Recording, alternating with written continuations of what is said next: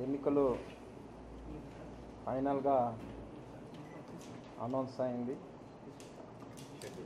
Schedule ఎన్నికల announcement కూడా ఈరోజు అయింది. ఎన్నికల అనౌన్స్మెంట్ మరియు ఎన్నికల షెడ్యూల్ అనౌన్స్మెంట్. సో ఏపీ మీకు అందరికీ తెలుసు, సింగిల్ ఫేజ్లో మొత్తము ఏపీ సైమల్టేనియస్ ఎలక్షన్స్ జరుగుతుంది మన రాష్ట్రంలో. ఏప్రిల్ 11 గురువారం నాడు పోలింగ్. నోటిఫికేషన్ 18వ తేదీ విడుదల అవుతుంది. ఈ నెల 18వ తేదీ. Last date of nominations 25,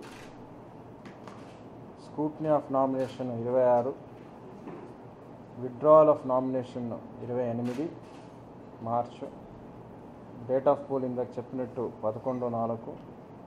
date of counting మొత్తం దేశానికి 23/5.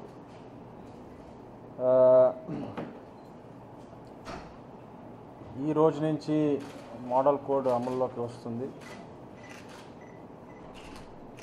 మేము మోడల్ కోడ్ అమల్లోకి రాకముందే వేరియస్ యాక్టివిటీస్తో అధికారులందరూ కూడా ఆ మూడ్లోకి తీసుకువచ్చాము. మీకు అందరూ తెలుసు, నగర ప్రాంతంలో అయితే ఒక 2-3 రోజుల క్రితం నుంచే పోస్టర్స్, బ్యానర్స్ అన్నీ కూడా తీయడం మొదలెట్టారు. మరి ఈరోజు నైట్ వరకు బహుతేకంగా ఎస్పెషల్లీ గ్రామీణ ప్రాంతంలో ఉన్నటువంటి మిగిలిపోయినటువంటి ఫ్లెక్సీసు, పోస్టర్సు, బ్యానర్సు ఇవన్నీ కూడా మోడల్ కోడ్ ఎఫ్ఏక్యూ ఉంది, ఒకటి తీసుకురా డిఆర్ అన్నది ఎఫ్ఏక్యూ ఉంది, ఇవన్నీ కూడా తీయటం జరుగుతుంది. ఈ సందర్భంలో మోడల్ కోడ్ అమలు చేయడానికి అందరూ సహకరించాలని ప్రజలు, అదేవిధంగా రాజకీయ పక్షాలు, రాజకీయ నాయకుల్ని నేను ఈ సందర్భంలో కోరుతున్నాను. చాలా నిర్దాక్షిణ్యంగా వ్యవహరించడం జరుగుతుంది.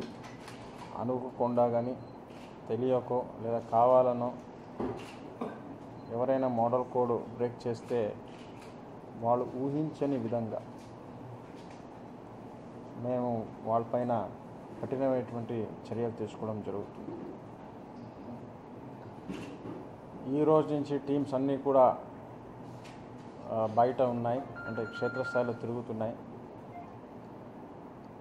సెక్టరల్ టీమ్స్ గత 25 రోజుల నుంచి దాదాపుగా 500 సెక్టరల్ టీం, ఇప్పుడు ఇంకా పెంచాము, 500 సెక్టరల్ టీము ఫీల్డ్లో తిరుగుతున్నాయి.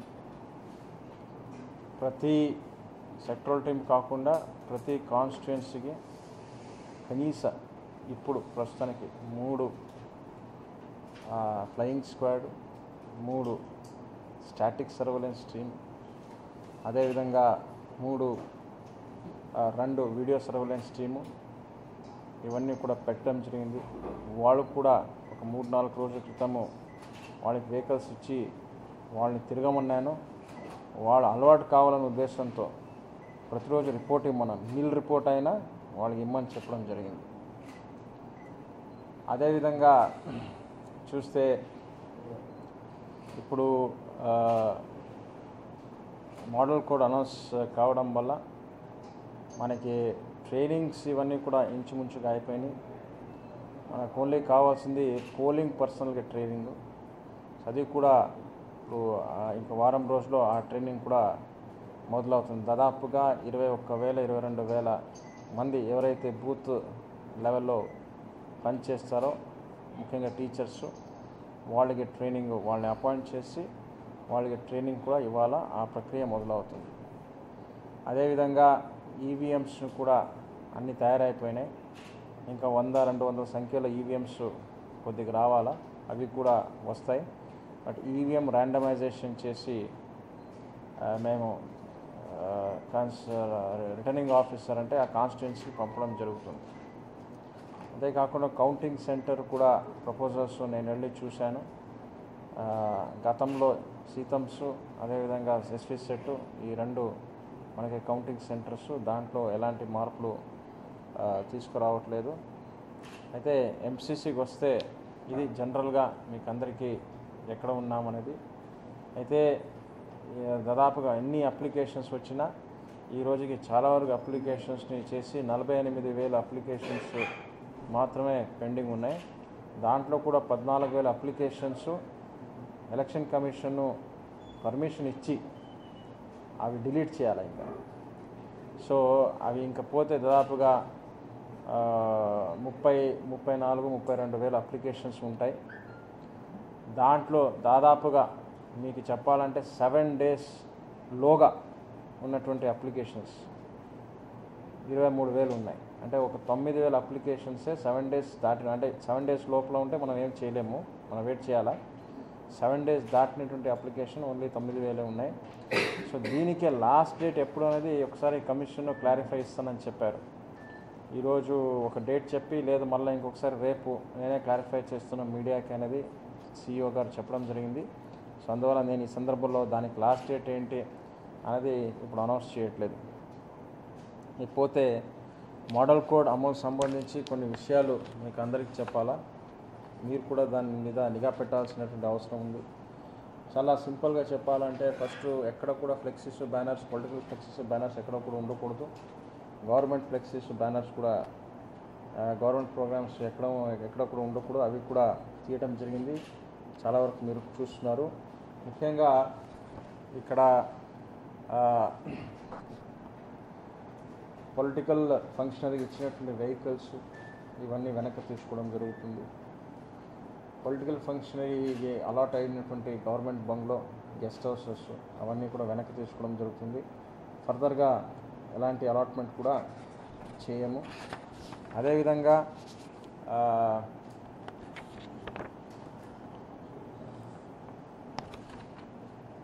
100 క్వశ్చన్స్ ఉన్నాయి దాని గురించి. 100 యాక్చువల్లీ FAQలో అన్నీ మీకు ఇప్పుడు చెప్పలేము.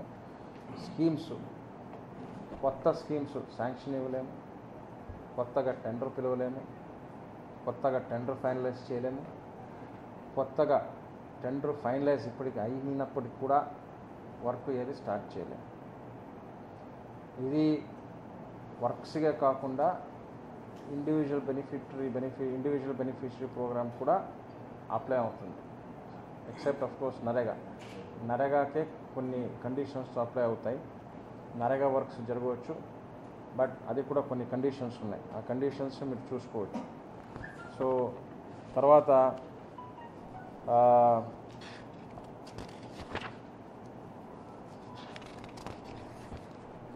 డబ్బులు, క్యాష్ అనేటటువంటిది ప్రజలకు నేను విజ్ఞప్తి చేస్తున్నాను. క్యాష్ మీరు క్యారీ చేయవద్దు. 50,000 క్యాష్ లిమిట్. సో దయచేసి అత్యవసరమైనటువంటి పరిస్థితుల్లో బిలో 50,000 మీరు క్యాష్ క్యారీ చేయాలని ఈ సందర్భంలో కోరుతున్నాను. వీలైనంతవరకు మీరు ఆన్లైన్ ట్రాన్సాక్షన్స్ చేయటమే మంచిది. మా టీమ్స్ ఆల్రెడీ ఫీల్డ్లో ఉన్నాయి. సో ఇప్పుడు సీజర్ మొదలవుతాయి. సో మళ్ళా సీజర్ మొదలైనాక ఏడుస్తూ మీరు బాధపడుతూ ఇట్లా అయిపోయింది అంటే కరెక్ట్ కాదు. అందుకే దానిలోనే లేట్ అయినప్పటికి కూడా మీకు ఇప్పుడు జనరల్గా అయితే ఇది మీరు ఆఫీస్లో కూర్చుని ఇంకా న్యూస్ ఫైనలైజ్ చేసే టైం ఇది. అయినా 5 గంటలకు కమిషన్ అనౌన్స్ చేసింది కాబట్టి ఇప్పుడే మేము కూడా మీ ద్వారా ప్రజలకే కోరుతున్నాము. తర్వాత ఇంకేమున్నాయి చెప్తాను.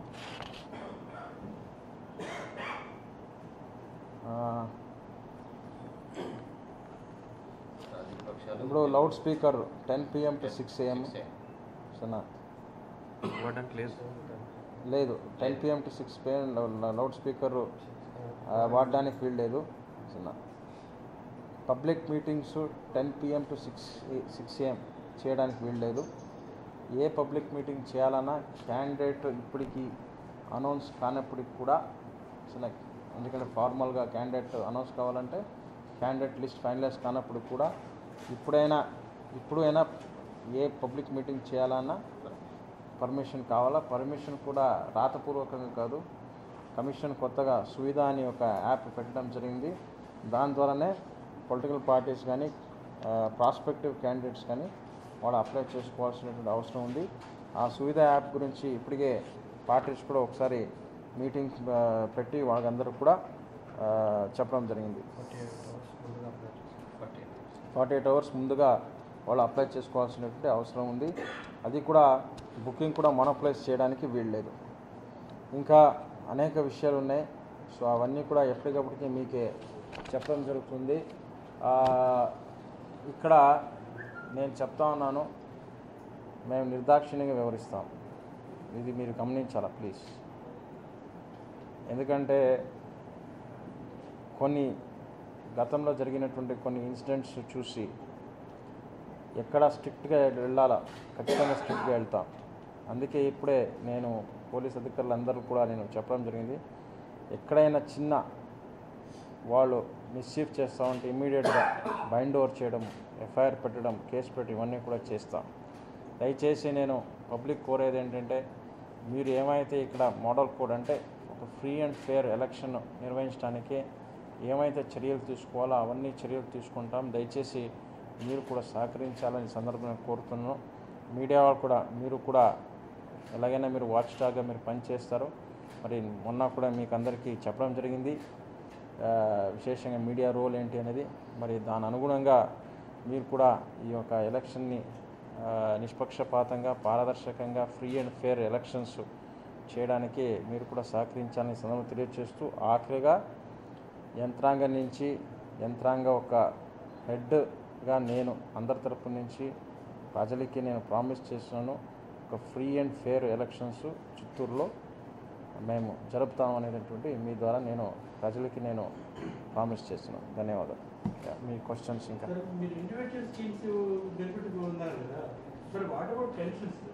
అది ఇప్పుడు చూడండి, నేను చెప్తాను. ఫర్ ఎగ్జాంపుల్ అవి ఆన్గోయింగ్ స్కీమ్స్ కంటిన్యూ అవుతాయి. It's ongoing scheme. Individual scheme అంటే ఎట్లా చెప్పారంటే వాళ్ళు ఎగ్జాంపుల్ చెప్పారు, housing, corporation loans, new sanctions ఉండవు కానీ ఆల్రెడీ శాంక్షన్ అయినా కూడా కట్టడం కూడా ఇక్కడ ఉండదు. ఇక్కడ చూడండి, అది కూడా ఉండదు. లేదు, మొదలుపెట్టింటే ఓకే వాళ్ళు కంటిన్యూ చేసుకోవచ్చు. ఎస్పెషల్లీ ఇండివిజువల్ ఇప్పుడు ఏమనుకుంటాం వాళ్ళు మొదలు పెడతారు, అది ఇక్కడ ఉంది క్లియర్ కట్గా.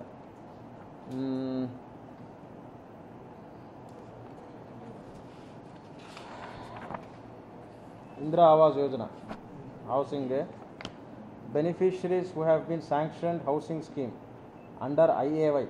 IAY is one of the schemes, so housing and have started work will be assisted as per norms. Okay, no new construction will be taken up or fresh beneficiaries sanctioned assistance till the elections are over. No sanctions are given. Okay. No new construction can also be taken up. అంటే ఇంకా మేము ఇప్పుడు జనరల్గా హౌసింగ్లో ఏమవుతుందంటే housing అధికారులు వెళ్ళి మీరు మొదలెట్టండి వీళ్ళు మోటివేట్ చేస్తూ ఉంటారు. అలాంటివి ఇంకా జరగవు. ఆల్రెడీ చేసి ఉంటే దానికి పేమెంట్ ఏమంటే ఏ రకంగా ఇవ్వాలో అది పోతూ ఉంటుంది.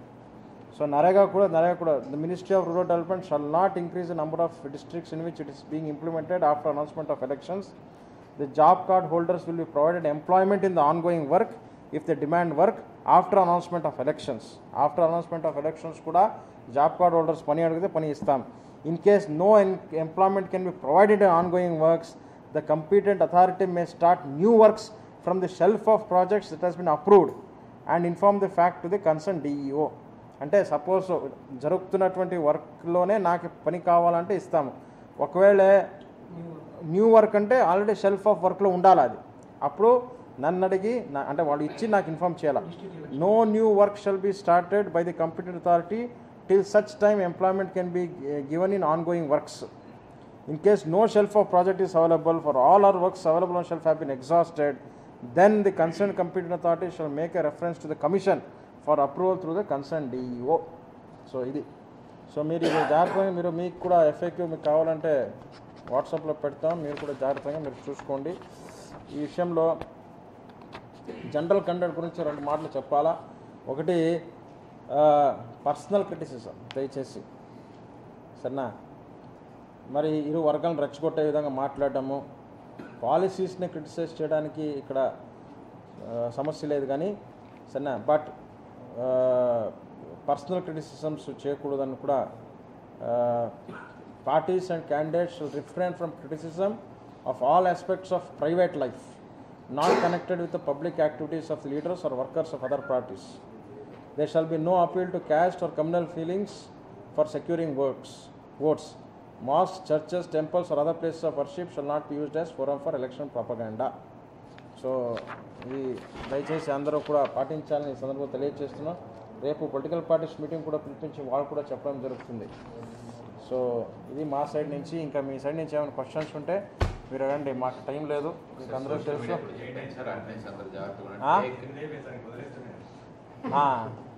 ఇంకా మీరు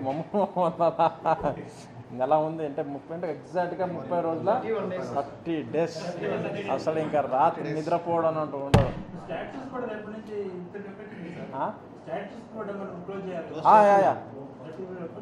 all statues except statues. Last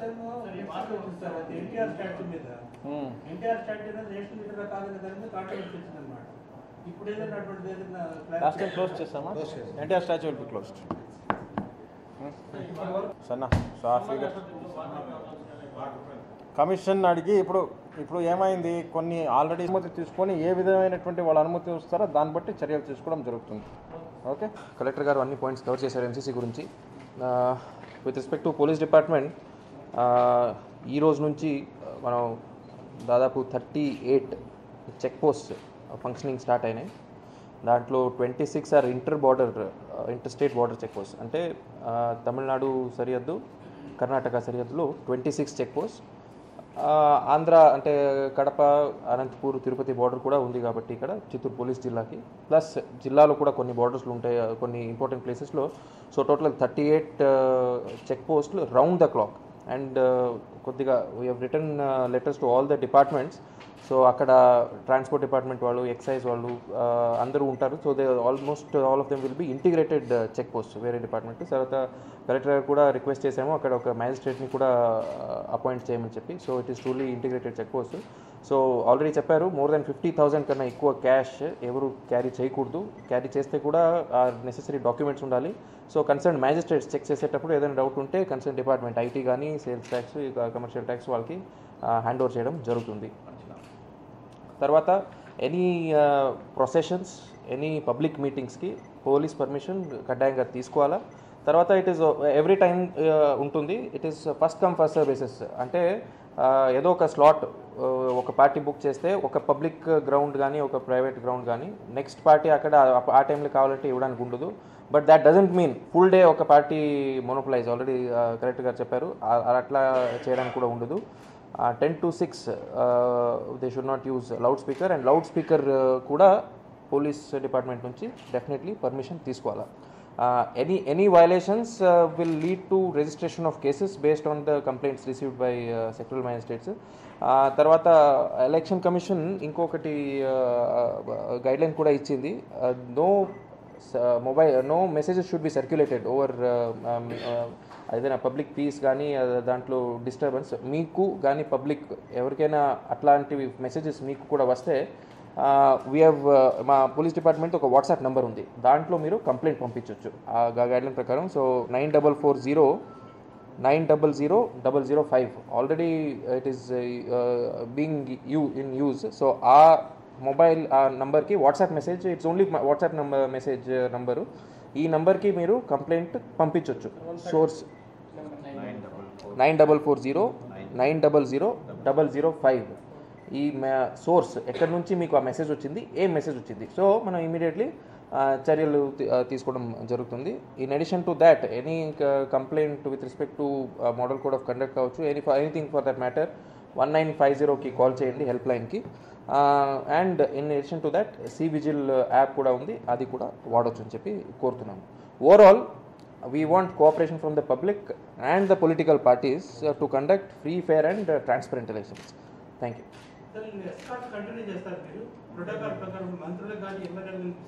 అన్ని ఎస్కాట్ మొత్తం పోతాయి. స్కేల్ మీద స్కేల్ ఉంటే ఇవ్వడం జరుగుతుంది. బట్ పిఎస్ఓలు ఏమి ఉంటారు, పిఎస్ఓలు కంటిన్యూ అవుతారు. తర్వాత నామినేషన్స్ అయిపోయిన తర్వాత క్యాండిడేట్స్ ఎప్పుడు ఫైనల్ అవుతారో వాళ్ళు కూడా స్కేల్ బట్టి స్టడీ చేసి వాళ్ళు కూడా పిఎస్ఓలు ఇవ్వడం జరుగుతుంది. బట్ ఎస్కాట్ కానీ పైలట్స్ కానీ ఏమి ఉండదు. ప్రోటోకాల్ వేరే, సెక్యూరిటీ వేరే. సెక్యూరిటీ పరంగా స్కేల్ పరంగా ఇవ్వడం జరుగుతుంది. ప్రోటోకాల్కి ఏమి ఇస్తామో అది మొత్తం ఇప్పుడు నుంచే తీయడం జరుగుతుంది. థ్యాంక్ యూ అమ్మా. తమిళనాడు సింగిల్ ఫేజే, తెలంగాణ ఫస్ట్ ఫేజ్లోనే వస్తుంది.